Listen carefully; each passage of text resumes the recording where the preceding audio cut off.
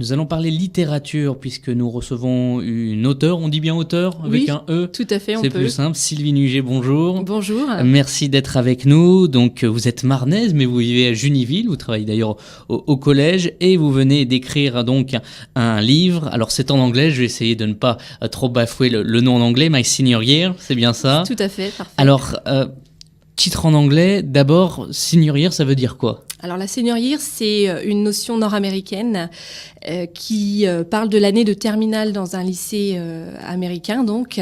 Et c'est surtout une année de transition entre l'adolescence et l'âge adulte qui permet voilà, un petit passage un peu plus léger avant de rentrer à l'université.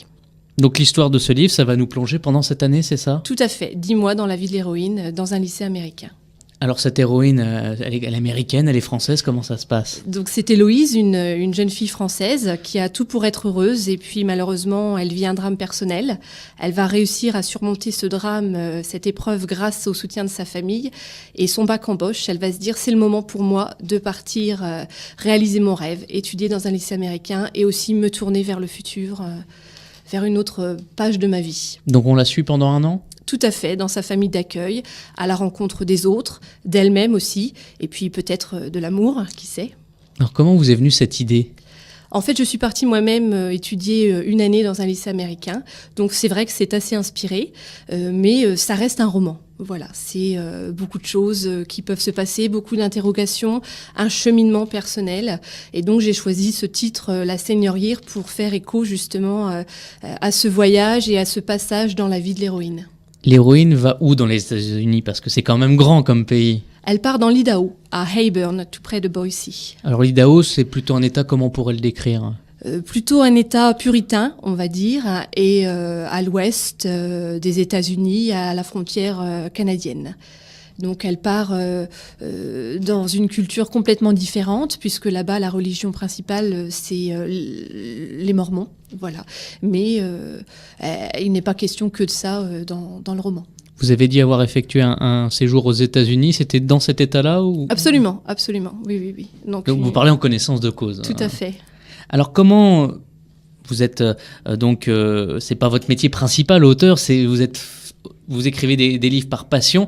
Ça vous est venu tout de suite depuis que vous êtes, j'allais dire, adolescente, que vous savez écrire, que vous savez tenir un stylo dans la main, ça vous est venu cette envie d'écrire? Alors oui, depuis toujours, j'aime m'inventer des histoires, j'aime beaucoup lire aussi.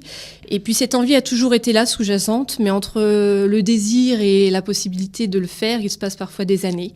Donc j'ai attendu d'avoir matériellement le temps de m'y mettre, de me sentir prête et puis de savoir ce que j'avais envie de dire, ce que j'avais envie de transmettre. C'est votre premier roman? Absolument, oui.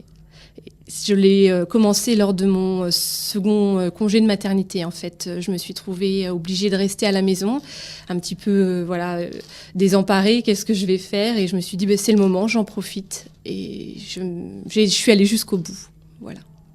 Alors comment ce livre, j'allais dire, vous avez écrit, mais c'est pas le tout d'écrire le roman. Après, il faut trouver un éditeur. Comment ça s'est passé?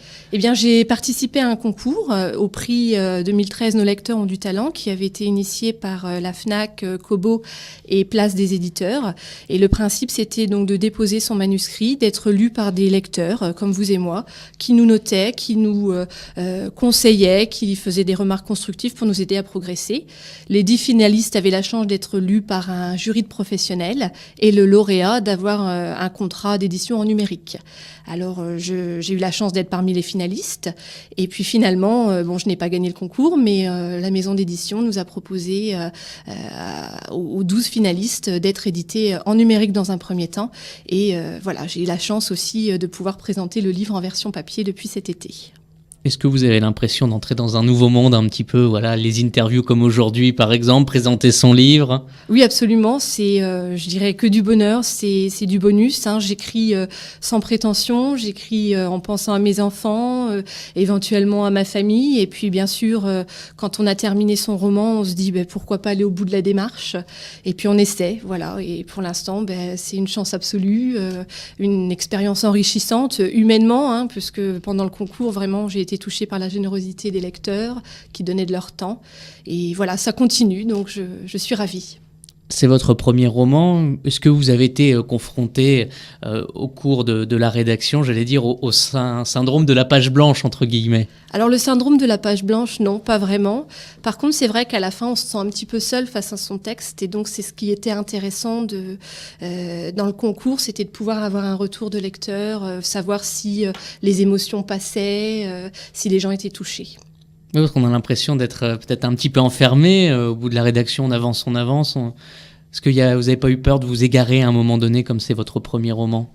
Non, parce qu'en fait, lorsqu'on commence à écrire, on a déjà toute la trame dans sa tête. Et puis le processus créatif est presque terminé, je dirais. Parfois, on a des bonnes surprises. Lorsqu'on écrit, on se dit, tiens, un petit épisode auquel j'avais pas pensé, qui va enrichir le livre, etc. Mais globalement, avant de se lancer vraiment dans l'écriture, on sait comment on commence et comment on va terminer le roman. Est-ce qu'il y en a déjà un deuxième qui est en route ou qui est en train de germer? Oui, c'est un exercice qui me plaît beaucoup, qui m'apporte un équilibre dans ma vie personnelle. Alors c'est vrai que je continue, mais il faut du temps. Et puis même lorsqu'on termine un autre manuscrit, il faut le laisser reposer un petit peu pour pouvoir le regarder avec un œil neuf et voir plus facilement les défauts. Accepter aussi de supprimer parfois des passages entiers de ce qu'on a passé des heures à écrire, parce que finalement on s'aperçoit que ce n'est pas assez abouti.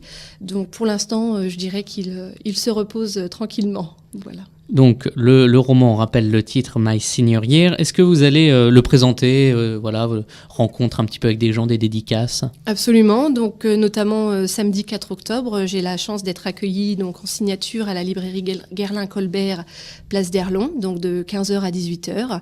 Mais encore une fois, les Rémois, les Champardonnais sont absolument incroyables, puisque d'autres librairies acceptent de vendre mon roman, notamment donc la Procure rue Carnot, et puis la librairie Les Guillemets de Rethel.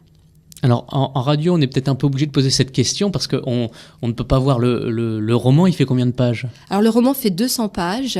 Il a une couverture rose fuchsia, donc on ne peut pas le manquer dans les rayons, et avec une silhouette de jeune fille. Il est très accessible, très facile à lire d'après les retours que j'ai pu en avoir. C'est plus pour les jeunes adultes? Alors, a priori, effectivement, j'écris pour les jeunes adultes, mais je m'aperçois qu'en fait, le lectorat est beaucoup plus large et qu'il touche beaucoup plus de monde. On peut s'y retrouver à la fois en tant que parent dans la relation mère-fille, et puis aussi, j'ai pu avoir des échos que des femmes d'un certain âge pouvaient aussi se souvenir de leur propre adolescence, et puis des différents ressentis et questionnements. Petite question pour conclure, Sylvie Nuget, vous travaillez dans l'éducation nationale. Est-ce qu'il y a déjà des profs de français qui ont dit on va étudier votre livre? Alors oui, parce que justement, j'ai une amie, j'ai la chance d'avoir vécu cette aventure avec une amie qui est Sandra Bagnères, qui a du coup écrit son premier roman et été publié en même temps que moi par la même maison d'édition. Elle sera là d'ailleurs samedi 4 octobre si vous voulez découvrir son roman Les Noces meurtries. Et donc oui, elle va m'intégrer au programme et me faire lire par ses troisièmes et me faire intervenir dans sa classe. C'est un petit plaisir quand même de voir des enfants qui vont lire votre... Oui, je suis ravie. Des ados plutôt. Des ados, oui. Et puis je sais qu'au CDI de mon établissement, il est déjà emprunté. J'attends avec impatience les retours des lecteurs, puisque c'est notamment grâce aux lecteurs que j'ai pu être éditée. Merci beaucoup Sylvie Nuget, donc auteure, j'allais dire marnaise de naissance et ardennaise d'adoption, on peut dire comme ça. On peut dire ça, oui. Merci beaucoup, je rappelle le titre de votre livre, My Senior Year. Merci beaucoup. Merci beaucoup à vous.